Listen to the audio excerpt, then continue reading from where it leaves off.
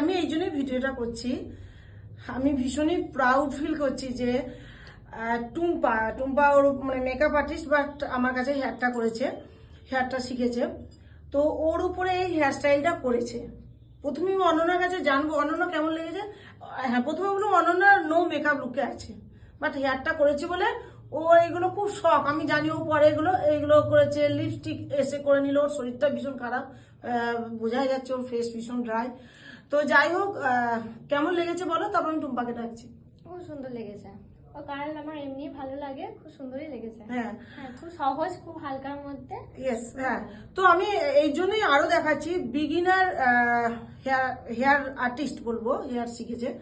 So আমি তো ভাববো না যে ও একবারে নিট অ্যান্ড ক্লিন নিখুঁত করবে, কখনোই সম্ভব না। সো যেটুকু করেছে এত সুন্দর করেছে, আমার ভীষণই ভালো লাগছে। আমি সেই জন্য টুম্পাকে যাবো। টুম্পা এসো তো। এই যে টুম্পা করেছে, এই যে টুম্পা করেছে। টুম্পা বলো তোমার কতটা করতে ভালো লাগলো? খুব সুন্দর লেগেছে। ওই দিকে তাকাও।